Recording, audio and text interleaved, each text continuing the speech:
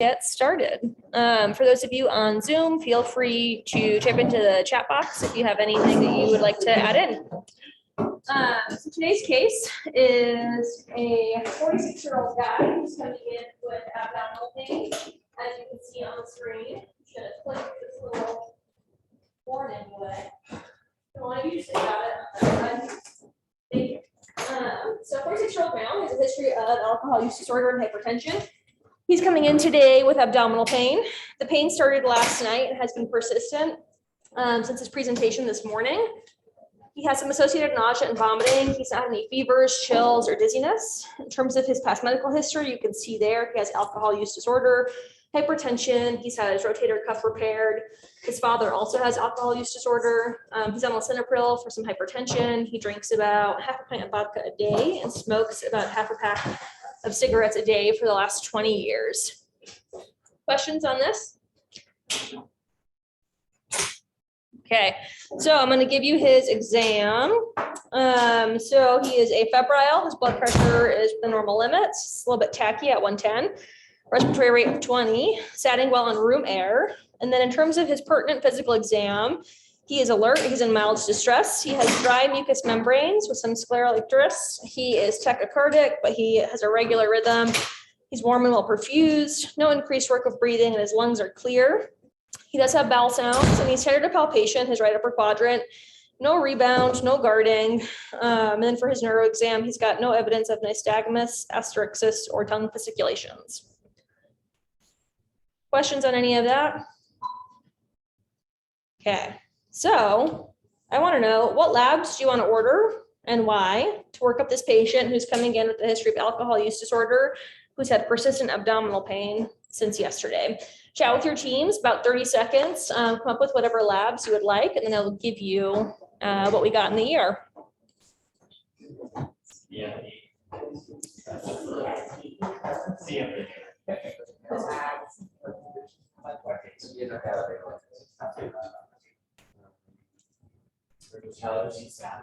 Oh, that's sorry, that's part of the LFT, that's part of the.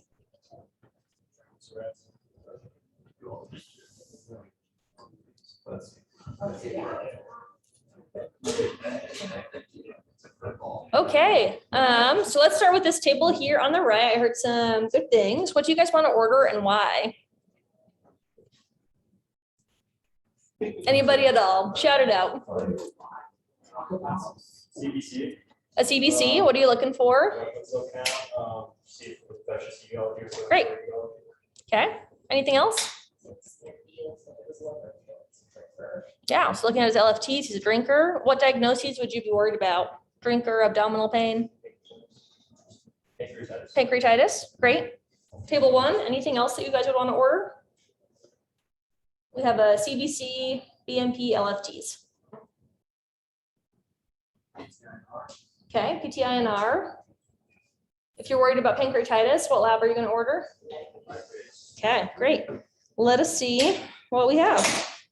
So this guy gets these labs in the ER. That's his CBC, slight leukocytosis to 12.1, an anemia of 10.3, platelets 400. For his BMP, it's creatinine's 1.3, sodium's a little bit elevated as well. And then for his LFTs, again, just a reminder, it's total protein, albumin, total bilirubin, direct, AST, ALT, alk phos. Blood alcohol level is 320 and his lipase is 499. Questions on his labs? Now that you have these labs and this exam, what's on the top of your differential for this guy?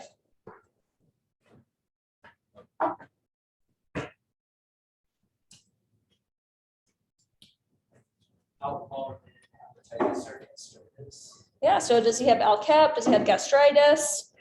What do you make of that lipase, Justin?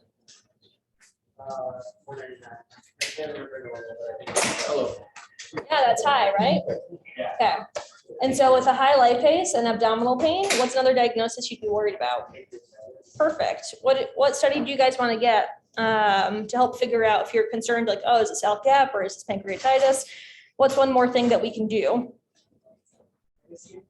Hold on, never mind.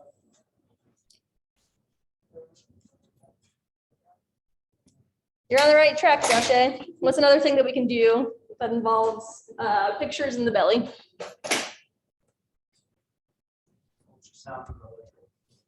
You could ultrasound the liver. What is it gonna do to everybody? What does the EG do to everybody? Yeah, and then for our upper levels, if somebody comes in with abdominal pain and a lipase that's elevated 3 times above normal, do you need that scan? No, but this guy got one anyway, so let's take a look. So I hear you guys saying that, you know, what if we got an ultrasound? What if we got a HIDA scan? What if we got something else? So ultrasound can be useful if somebody is coming in with right upper quadrant pain.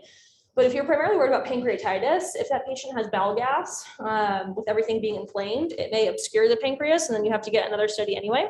The ultrasound can be useful to look for what finding that can lead you to the diagnosis of why they have pancreatitis.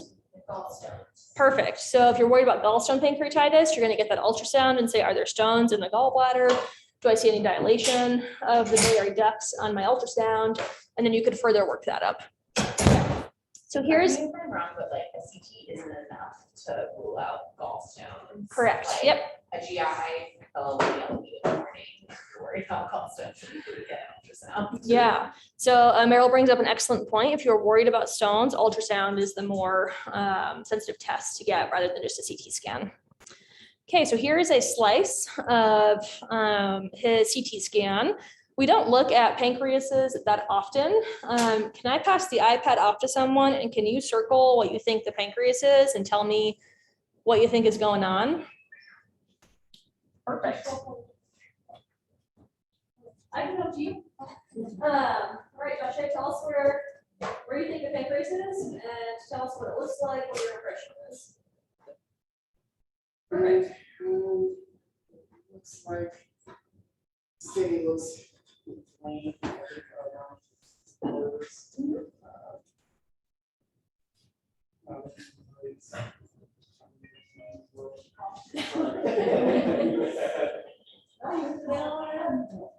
Excellent. So we don't look at pancreases that often. You know, right now, this image here is just a slice of his pancreas. It definitely looks big compared to normal. And then all of that sort of gray material around the edges, like here, that's all stranding around the pancreas. So radiology would read that and say, you know, the pancreas is edematous, there's peripancreatic stranding, possibly consistent with the diagnosis of acute pancreatitis, correlate clinically. The other thing that we can see here is that these bile ducts look fairly normal. You can see the contrast going through them. They don't look super big. So, you know, perhaps we're less concerned about a gallstone being the cause of this guy's pancreatitis.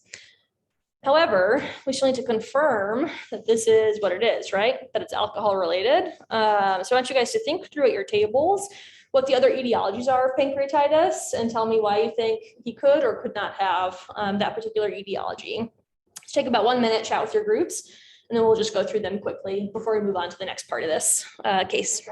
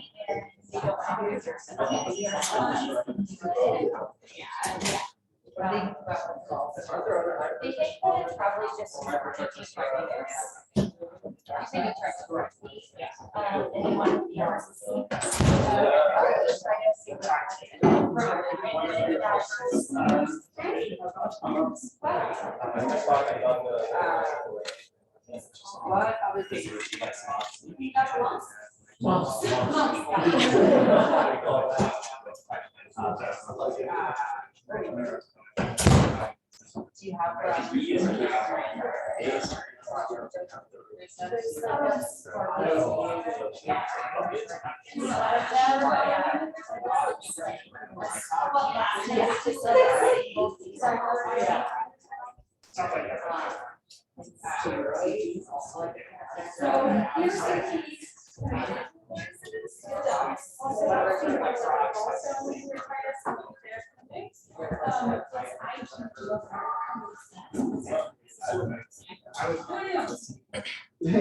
All right, let's come back together. Causes of pancreatitis is something that you guys will see all throughout your career in medicine, and it's always good to go through that differential just to make sure you're not missing something on a patient when they come in. This guy's been drinking, he has an elevated blood alcohol level, he's coming in with pancreatitis, but it's not always good to just anchor on that initial presenting sign. So let's go through and just talk through the etiologies of pancreatitis and say why we think this patient could have it or could not. So we'll start with you guys here. Give me one etiology, and then we can say yes or no based on his findings. Scorpion bites, yeah. People love asking about scorpion bites. The patient is always like, why are you asking me this? Scorpion bites are pretty uncommon, but important to not miss. Let's go here, middle table. What's another thing that we can talk through? Yeah, medications. So, some GLP-1 inhibitors, some anti-seizure medications. Antivirals. Yep. And then like some steroids, yeah. Okay, perfect. Chemomeds, right? I love talking about that. Okay, table one, what's another thing? Yeah, triglycerides. Did we get a triglyceride level on this guy when he came in? No, we didn't. It wasn't in the labs that I gave you, but it's always important to think about that because we treat it differently. If this person has hypertriglyceridemia causing their pancreatitis, they need to be on an insulin drip, usually in the ICU or step down. This guy's triglycerides were fine, we'll say. Let's go back to table one. What else do you guys have on your differential?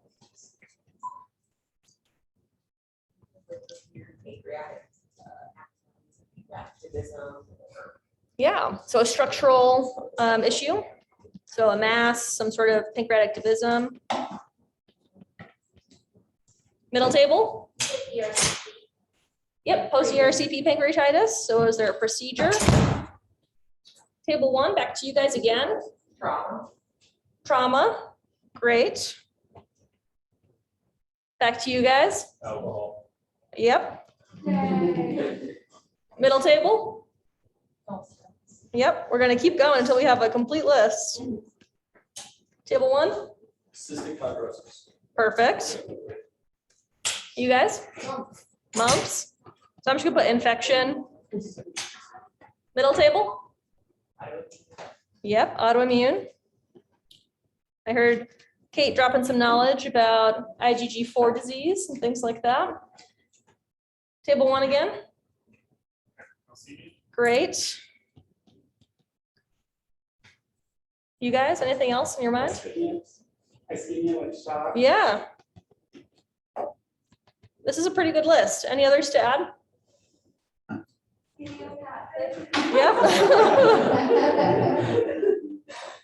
Never wrong with idiopathic, and then there's also some genetic diseases that can cause hereditary pancreatitis. Okay. All right, so let's do a quick problem representation of this patient. He's a 43-year-old male. I'll give you that part since nobody seems to ever remember the age of the patient.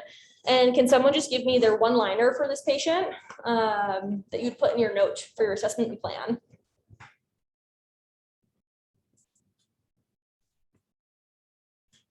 I'll give you his labs again.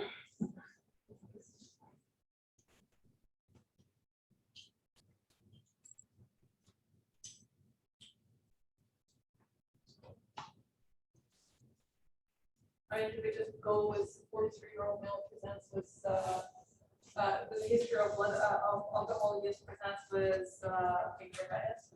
Yeah, that could be as simple as that. So 46-year-old male, history of alcohol use and hypertension. who's presenting with maybe, 24 hours of abdominal pain concerning for pancreatitis. Sorry. Great. I was. Oh, no, no worries. I'm, a medicine person. I'm gonna always talk a little more. So let's talk about our management of his issues. So your first two problems, let's say he has a little bit of ALK-HEP. We're gonna skip that for all intents and purposes with this talk. But he has acute pancreatitis secondary to alcohol use, and he also has alcohol use disorder. And so with your teams, I want you to talk through what are you gonna do to manage this patient's acute pancreatitis, and what are you going to do to manage this patient's alcohol use disorder? We're going to do rapid fire, take about 1 minute with your teams and talk through what you want to do. Hit on the points that I've listed under each of the problems, and then we will chat through some of the evidence that we have for management of pancreatitis. Okay, we'll start with maybe this table 1 first. We'll talk about acute pancreatitis. For this table, we'll talk about alcohol use disorder, and then for the middle table, we'll have you fill in the gaps between any of the things that you would do differently. Okay, take it away.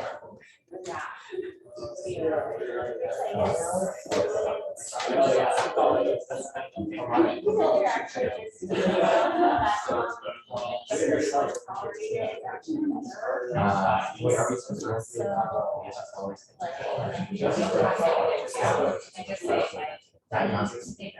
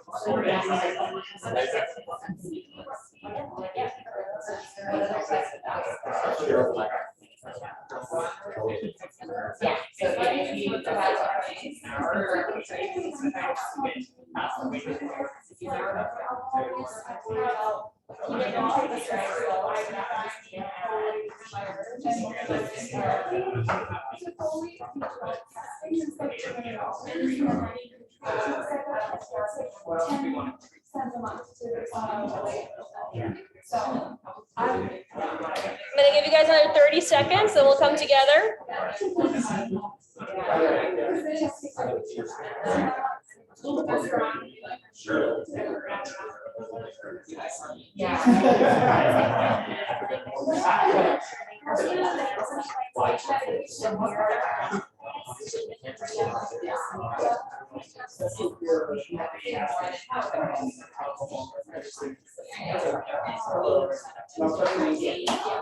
Okay, let's come back together. So table 1, can you start us off?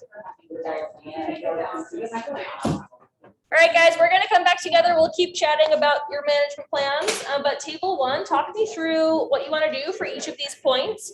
For this guy who has acute pancreatitis secondary to presumed alcohol use.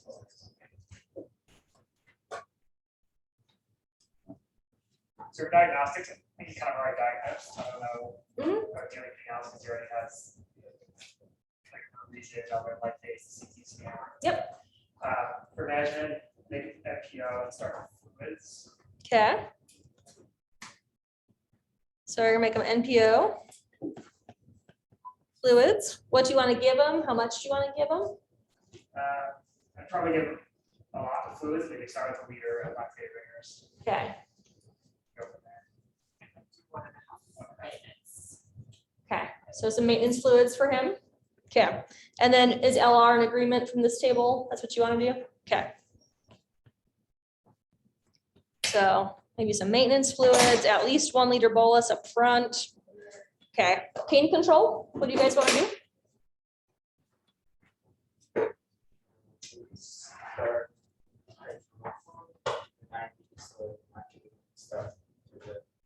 Bowels. Yeah. Maybe PCA.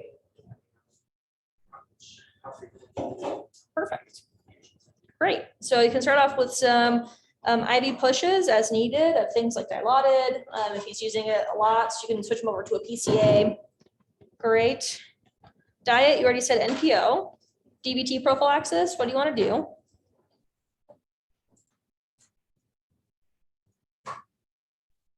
Give them some. Yeah. Is his thyroid going to be low or high? High. Pancreatitis is an inflammatory state, so we have to put him on something. So feel free to pop him on some Lovenox. Okay. Middle table, any comments on acute pancreatitis management? Things that you would add? Thinking that he should not be NPO and just be as tolerated, because there's been some like new evidence that shows that early feeding actually improves outcomes. Mhm. So just you can put in like a diet with whatever they're comfortable with. If they want like soft foods or something, to do that, but and you can just like eat as they want. So Yeah. don't like force it on them. But that's one thing to chat about. Okay. Anything different or other comments? Then, I think there's some big evidence that fluids is more fluids than you think, but Yep. it should be like 200 cc's an hour or more. Yeah. Maintenance there, like not a lot of times we do maintenance fluids, but some other times. Excellent. So who here, let's take a poll in the room. Who wants to keep the patient NPO? Raise your hands. Table one is like jumping ship. They're like, well, maybe not. Who wants to feed the patient or let him eat as tolerated? Okay. You are completely correct. There is some new data. I'm going to pull up some things for you. So first, we're going to talk about LR versus normal saline. So in the past, there's been lots of debate about whether NS or LR should be used in patients who come in with acute pancreatitis. There were some studies previously that demonstrated a mortality benefit with LR. However, as more research has been done, they've said there's really no difference in terms of mortality benefit. However, there's a difference in terms of being admitted to the ICU and length of stay if you use LR versus NS. And so for me, that's good enough, right? Like I don't want a patient to go to the ICU if they don't have to, so I'll still use LR unless they're coming in with hypercalcemia, in which case LR has additional calcium. You don't want to necessarily give that to them if they're like super high and that's the cause of their pancreatitis. So that's the first point of teaching and data. Let's talk about food. So you are totally correct, Dr. Underborn. There has been multiple studies that have talked about feeding patients with pancreatitis. And so in the past, we definitely said, let the bowel rest. We're not going to let them eat. No, we don't want to inflame the pancreas anymore. However, as time's gone on, people who come in with mild to moderate pancreatitis, they have found that early feeding may actually be a benefit. So this meta-analysis was published in the Annals of Internal Medicine. And they found that earlier feeding did not increase adverse events, but it did potentially contribute to reduced length of stay. And I'll point out the author on this paper is Dr. Vineet Chopra, who is a new Division of Medicine chair. So if he comes here and he talks to you guys, you can be like, we talked about your paper in New Conference. Excellent. So two things that we can talk about. And then you're totally correct, Justin. Patient comes in, they need good pain control. A PCA is definitely a very valid option if the patient needs it, if they're having high opiate requirements. But otherwise, you guys hit the nail on the head in terms of management. For diagnostics, I'm going to toss in two more things that we could maybe talk about. And so who here has heard of different scoring systems to assess how severe a person's pancreatitis is? Okay, what you got? Yep, so we have the Ranson criteria. Anybody know of any others? Okay, Ranson is like the one that most people reference. And it was one of the first criteria that we had. I'll drop it in here for you guys to look at. So this is the Ranson criteria to predict the severity of acute pancreatitis. So your attending or your fellow senior may ask you to get some of these labs on admission. The first half is all the things that you should collect on day 1 of hospitalization. And then all of these are things that you should collect on day 2. Some of them don't seem all that practical to me. Like if your patient is on the floor and they're doing okay, like are you really going to get an ABG or a VBG to measure their PaO2? Go ahead, Josh. This is the same as the Apache 2. Apache is different. We'll come to that. So, the Ranson criteria, it requires you to collect some labs on day 1. It requires labs on day 2. So it's not always something that is super useful because if you miss the boat on day 1, you can't really calculate it again. In the past, it was used as a predictor of severity, but there have been many meta-analyses that have demonstrated it's actually not that good at predicting severity. And so even though it was the first scoring system that we had, I'd encourage you guys to maybe say, we don't really have to think about this one anymore.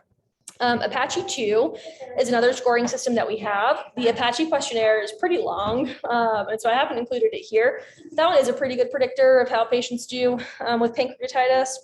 There's one more that I'll share with you, and it's called the BISAP score. Has anybody heard of this one? So if I can get the acronym correct, it's like the Bedside Index of Severity of Acute Pancreatitis. So that's the name of it. But then also the acronym aligns with things that they're looking for. So B is their BUN, I is, do they have an abnormal mental status? Is there any evidence of SIRS? What's their age? And then do they have a pleural effusion present? And you can use this score repeatedly, so you can check it on them every day and do it, as opposed to the Ransom criteria, which is sort of like a one-time shot. But I would say if you want to use one of those scores, BISAP's easier to calculate. You don't need to order, that many new tests. Like, they're likely getting a BNP and had a CBC if you're looking for SIRS. And then your physical exam can tell you about a pleural effusion. And this one is pretty good at predicting any issues that a patient might have as well. I don't have Apache up here, but Apache 2 or Apache 3 is also used. That you can just plug that in an MD-Calc or another calculator to get there. Okay. The last comment I'll make for diagnostic. So we didn't get a triglyceride level in this guy. We definitely could, just to make sure that he doesn't have that as a cause. For all intents and purposes, we'll say that it was negative when he came in. There wasn't also a calcium level that I gave you, so you could consider getting a BNP with the calcium if you were interested in that. All right, table 2 or table 3 rather. Let's jump over to his alcohol use disorder. What do you want to do to manage that?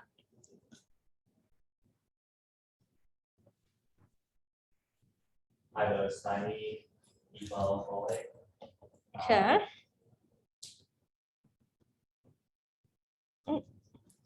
Dose protocol.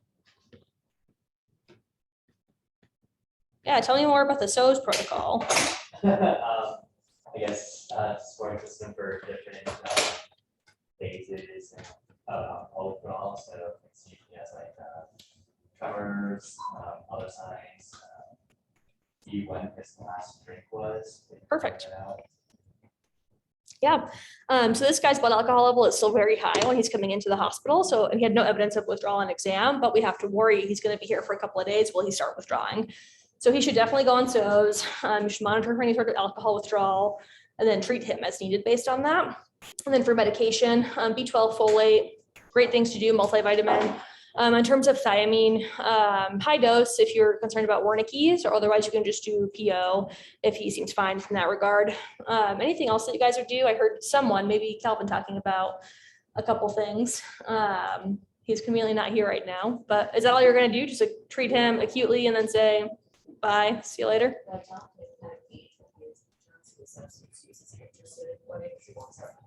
Perfect.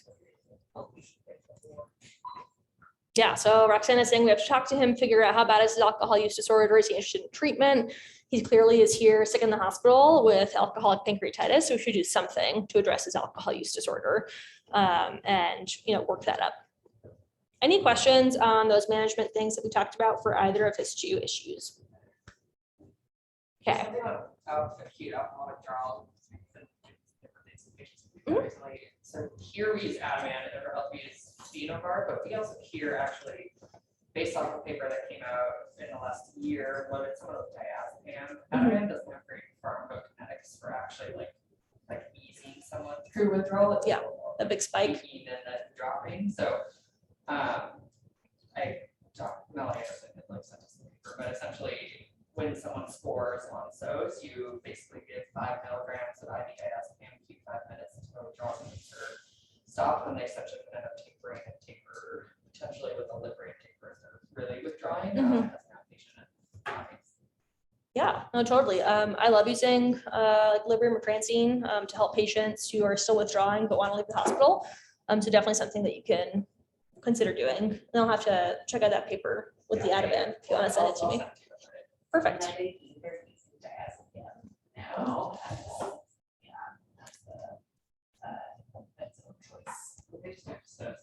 They just need to switch to mine. Yeah. had a question about what the choices of benzos, and I Sure. agree, like diazepam, because it's a longer half-life, should be used. I don't understand why Ativan shouldn't be used in period, because it's a very short half-life, so. It's not cleared with the liver and was not first Mhm. class metabolism, so like PO, midazolam can be a problem. Like in terms of getting processed. Yeah. You guys are doing my job for me. I could just sit here and let you all teach each other. Okay, so this guy gets admitted. He has a relatively easy course for his pancreatitis. He's on fluids. He starts eating the next day after admission. He has no real issues that come up. He is good to go. But our work's not done. So let's scroll back up.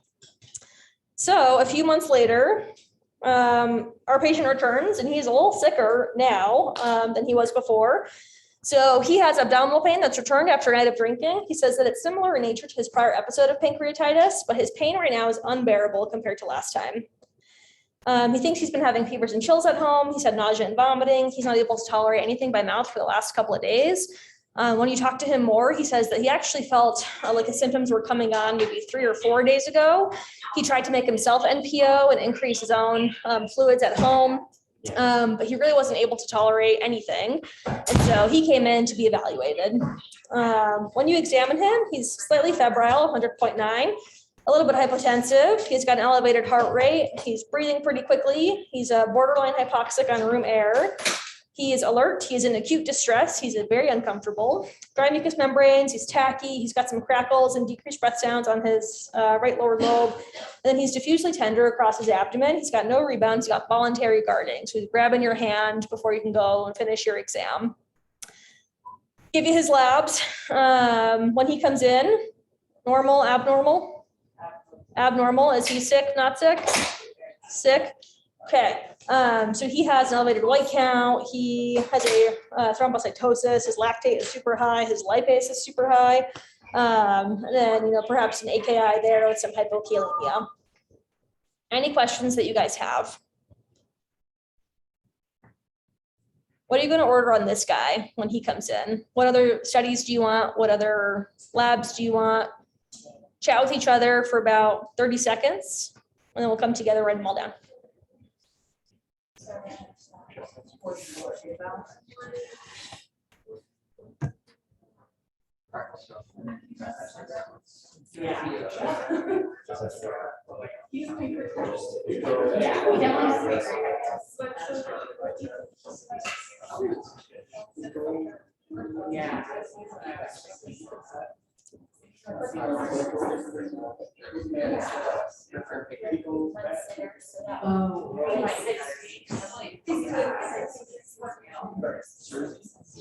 And then I think more, that's not quite more. That's like overall.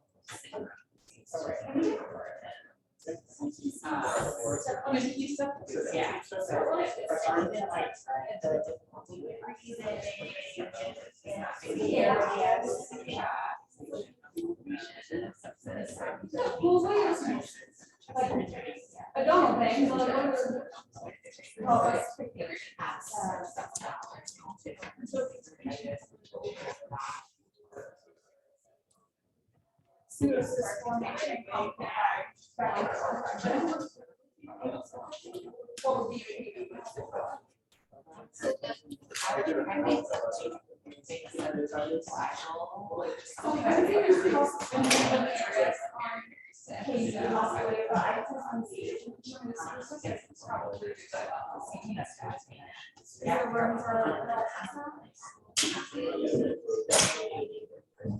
Okay, let's come back together. We'll start with you guys, table 1. What other labs do you want? What other studies do you want? What would you do to help work up this patient who's coming into you? We're taking another CT scan, chest X-ray, blood cultures.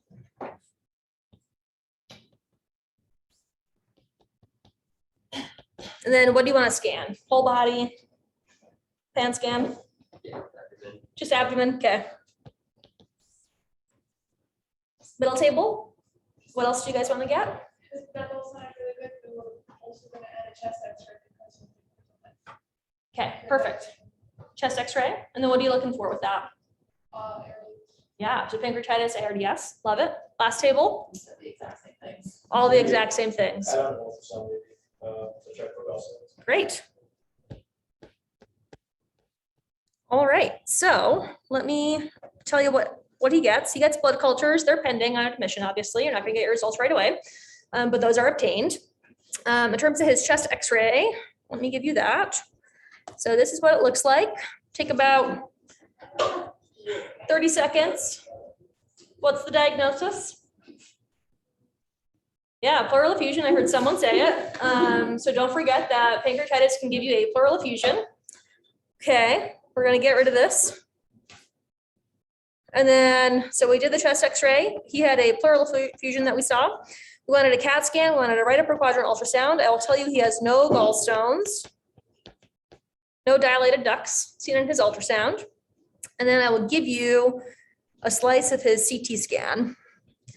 And again, since we don't look at this that often, I've included some helpful arrow signs. The P is his pancreas. So what does that look like? Good, bad? Bad, right?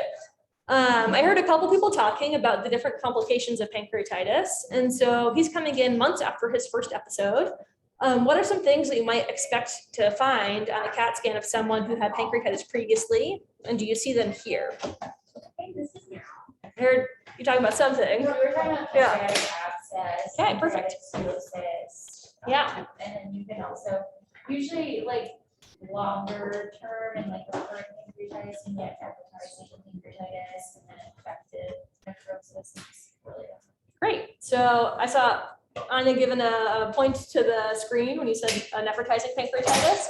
So you guys hit the nail on the head in terms of long-term complications. So pancreatic pseudocyst, we expect to see that weeks after someone has pancreatitis. And so you might see it about 6 to 8 weeks after somebody comes in. It's not going to form right away when they get pancreatitis. Other complications that we look for is acute necrotizing pancreatitis, which can happen if you image someone too early in their presentation, you may not see it. So remember, this guy is about 3 to 4 days into his symptoms.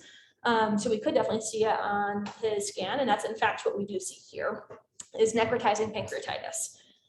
The other thing we have to think about is there an organized fluid collection that we could maybe take a look at if we're worried that that's infected? And so he does have some fluid there. It's not perfectly walled off, like a nice cyst that we could, go in there and pop and take some stuff out of. He definitely has an angry pancreas in this shot. Questions on any of that? Okay, so this guy's coming in with acute necrotizing pancreatitis.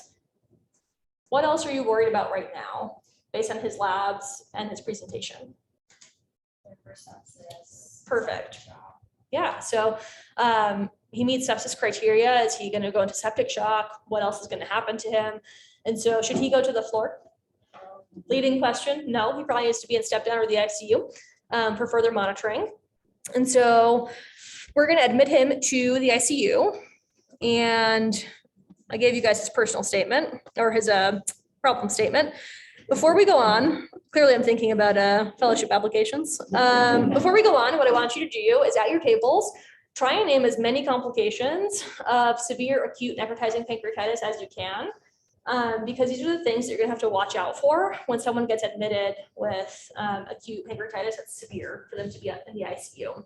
So at your tables, come up with as many things as possible that could go wrong. And then we'll go through the same thing and just do like a little round robin and list them until we run out of stuff. Take about 1 minute with your teams. definitely infected process. And that's both like. Also, sometimes the necrosis chart goes pretty extreme, but yeah, well, and that would be. Yeah,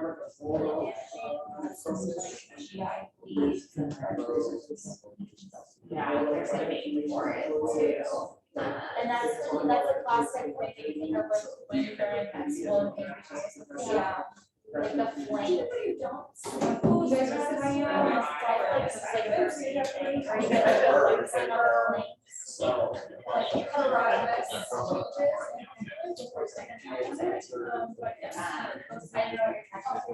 Yeah, so you can also get it where like around 13 grades.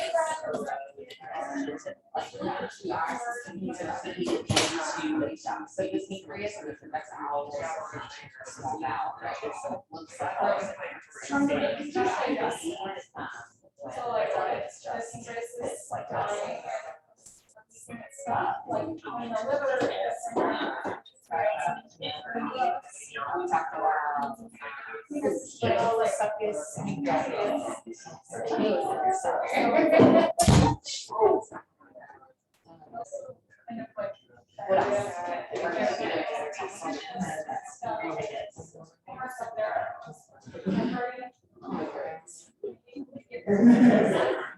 We talked about when I like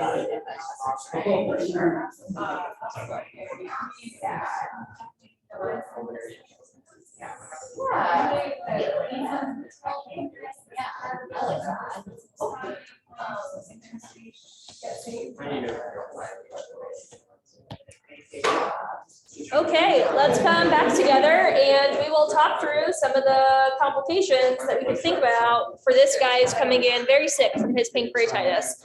So let's start with table 3. Give me one thing that you're gonna monitor for or think about as this patient is admitted. ARDS, great.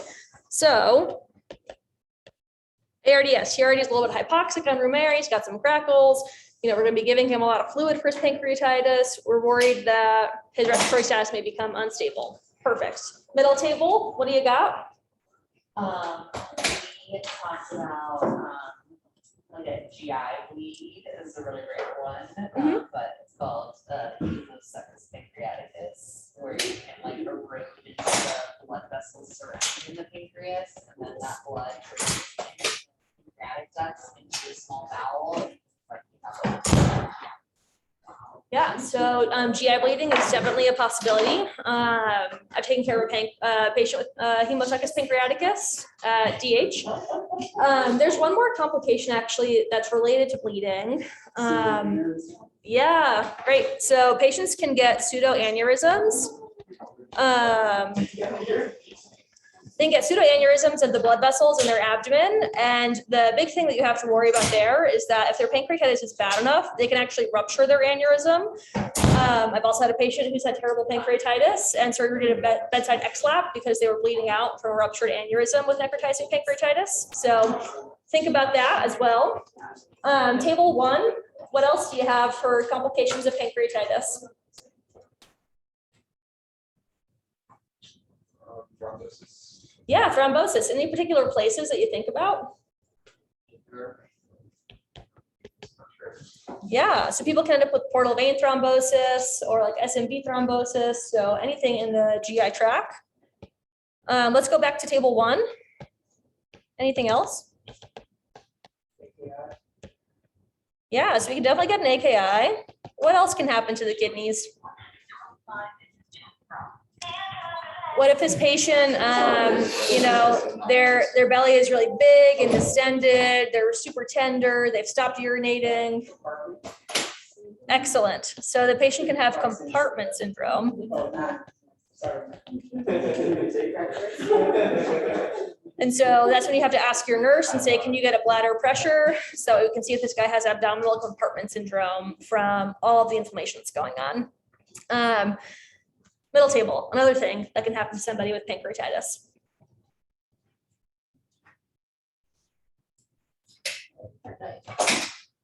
Pericarditis, not one that I typically think of, but if they're super sick and they have bad AKI and they're uremic because they're not urinating, definitely can happen. if you keep on having pancreatitis,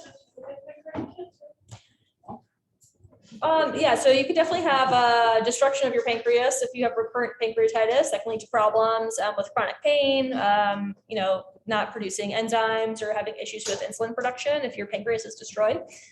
Big broad category. Yeah, infectious complications. Justin, you look like you're gonna say something. Difficulty regulating glucose levels. Yeah, so issues with their glucose. Okay, so lots of things, right? lots of badness that can happen to these patients. So in my opinion, a patient with pancreatitis is always somebody that you got to pay attention to because they can go downhill pretty quickly with any of these complications. We are going to wrap up shortly. So let's say that this guy gets admitted. So he gets blood cultures drawn. He's put on all the stuff that we did last time when he came with pancreatitis the first time. He gets fluids. He's in the ICU and he's not doing too hot. So we're going to hold off on feeding him for at least the first 24 hours to see how he does. He's got pain control with the PCA. We have him on all of the monitoring. Anything else that you guys would do for this guy when he's admitted? You're going to recheck labs, see if there's that lactate.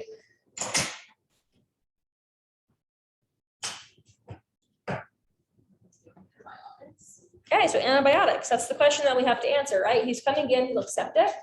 Who here would give him antibiotics? Raise your hand. Who wouldn't give him antibiotics?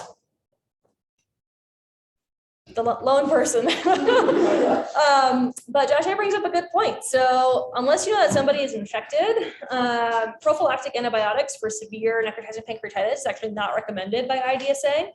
And so I think in this case, if he's sick enough to be in the ICU, he's got this white count, he's got this lactate, he's kind of hypotensive, totally fine to put him on antibiotics when he first comes in, something to cover GI sources. And then if his blood cultures are negative, he's getting better, you could peel him back in 2 days and say, we don't see anything growing, he looks okay. We think it was all just his pancreatitis that was causing his sepsis physiology. Make sense? Okay. So we talked about, antibiotics, maybe we pop him on for the first couple days and take him off once he appears not infected. Okay, so he's admitted, hospital days 1 through 7, pretty standard. He's, in the ICU originally. His lactate clears with his fluids that he's getting. He was started on antibiotics, but taken off because nothing grew. He's looking a little bit better in terms of his hemodynamics. And now it's just pain control and making sure that he can eat. Gets transferred down to the floor. But hospital day 8, he's got some worsening abdominal pain. He's now febrile again for the first time in his stay. He's a little bit tacky. His white count is back up to 15 when it had previously normalized. So chat with your teams and tell me what you're going to do about this. And then we will wrap up on this final teaching point.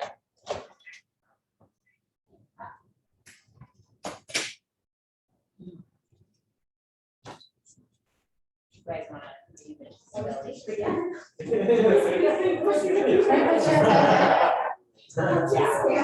I mean, just unfortunately, it's just a lot. Yeah, what are you looking for? Yes. Hopefully, we would get done.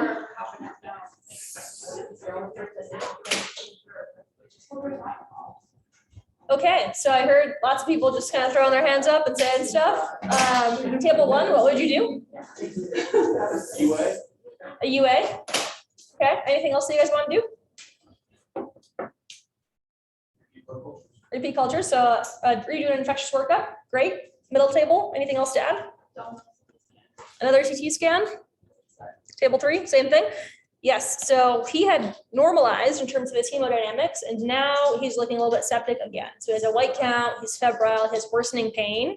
So he needs a repeat infectious workup. So he gets some blood cultures, he gets a UA, that looks good. And then he gets another CT scan. So remember, he's about 14-ish days after his initial presentation of pancreatitis. And so now we have this.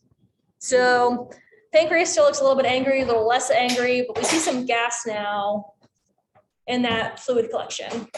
What does that raise your concern for?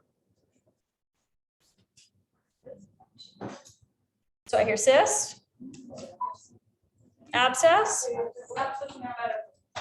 What were you saying, Kate?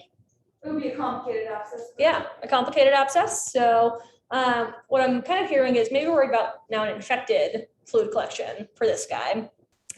Totally appropriate to worry about. And this is around the time frame when somebody who has sterile necrotizing pancreatitis could convert and have now infected pancreatitis, sterile fluid collection or infected fluid collection from his pancreatitis. So how can we get to this fluid to take some out and see if it is indeed infected? What are our 3 options? Yeah, so I'm hearing IR, GI. Who's our last person that we call? Surgery. Yes. So, and somebody who has now an infected fluid collection with pancreatitis, you can definitely call GI. They can go in endoscopically with their ultrasound and take some of that fluid out. If the patient has like a walled off pseudocyst that we know is infected, they can do something called a cyst gastrostomy, where they put a tube to connect that cyst into the stomach to drain it. You can always talk to IR, just go in and do a biopsy of that area and take some fluid out and send it off for culture. You know, that's kind of tough because they have to go out of the skin in. So if we can avoid that, we should. And then surgery obviously is very invasive. So we avoid that at all costs unless it's our last option.